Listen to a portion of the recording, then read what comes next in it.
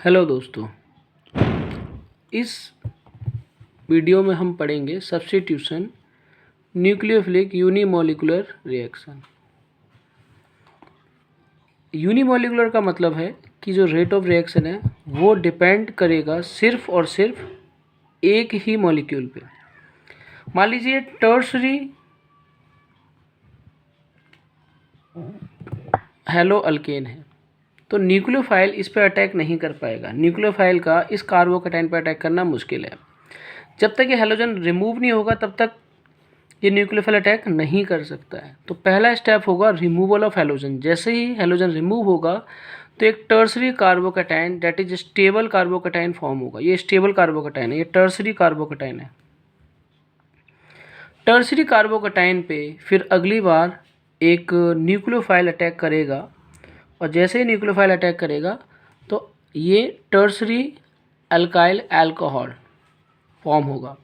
लेकिन इसमें दो पॉसिबिलिटी हैं कि जैसे ही ये फॉर्म होता है, this is a planar structure, ये कार्बोकैटायन एक प्लेनर स्ट्रक्चर है, तो न्यूक्लियोफाइल अटैक कर सकता है या तो ऊपर से या नीचे से। अगर ये ऊपर से अटैक करेगा तो इसमें इन्वर्जन पॉसिबल हो सकता है, और अगर नीचे से अटैक करेगा तो रिटेंशन पॉसिबल हो सकता है। इसका क्या मतलब हुआ कि अगर ये न्यूक्लियोफाइल ऊपर से अटैक करेगा तो जो कार्बन है उसके सारे के सारे मिथाइल ग्रुप कहाँ शिफ्ट हो जाएंगे, नीचे की तरफ, और ये कहलाएगा आपका इन्वर्जन। और न्यूक्लियोफाइल कहाँ अटैक करेगा, ऊपर की तरफ। दूसरी ओर अगर न्यूक्लियोफाइल नीचे से अटैक करेगा तो ये सारे के सारे मिथाइल ग्रुप कहाँ शिफ्ट हो जाएंगे, ऊपर की तरफ।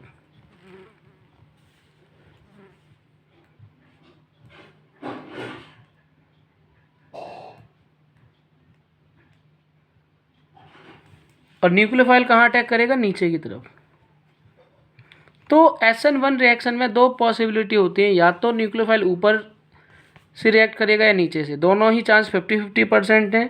इसलिए ये ओवरऑल जो प्रोडक्ट होता है वो ऑप्टिकली इनएक्टिव होता है। ऑप्टिकली इनएक्टिव,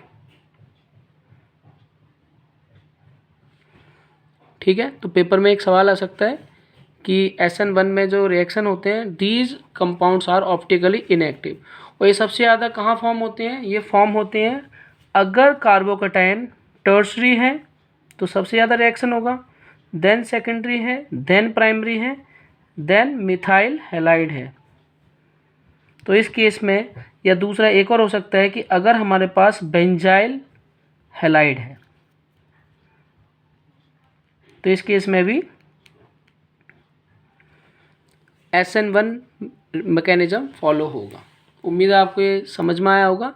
इसके अलावा मैं आपको एक और चीज़ बताना चाहूँगा, जो रेट ऑफ रिएक्शन है वो किस पर डिपेंड करता है। रेट ऑफ रिएक्शन डिपेंड करता है दो चीज़ों पे। एक हम बात कर रहे हैं SN1 और एक हम बात कर रहे हैं SN2। SN1 में हमने देखा सबसे ज़्यादा प्राइमरी, SN1 में हमने देखा सबसे कम primary, then secondary, then tertiary. और SN2 में क्या था, सबसे ज़्यादा प्राइमरी, फिर सेकेंडरी, फिर टर्सरी। यानी कि SN1 में जो रिएक्टिविटी का जो ऑर्डर है वो 1 में ज़्यादा, टर्सरी में ज़्यादा होगा, और SN2 में प्राइमरी में ज़्यादा होगा। ये तो हो गया कार्बोकैटायन कैसा होना चाहिए। इसके अलावा जो लीविंग ग्रुप होगा, लीविंग ग्रुप अगर आयोडीन होगा तो सबसे ज़्यादा रिएक्टिव होगा, then bromine, then chlorine and then fluorine. और इसमें भी लिविंग ग्रुप का साइज जितना ज़्यादा बड़ा होगा उतना ही रेट ऑफ रिएक्शन ज़्यादा रिएक्टिव होगा। For example methyl iodide and methyl chloride में रिएक्टिविटी मिथाइल आयोडाइड की सबसे ज़्यादा होगी, क्योंकि उसमें लिविंग ग्रुप का साइज बड़ा है। Thank you very much.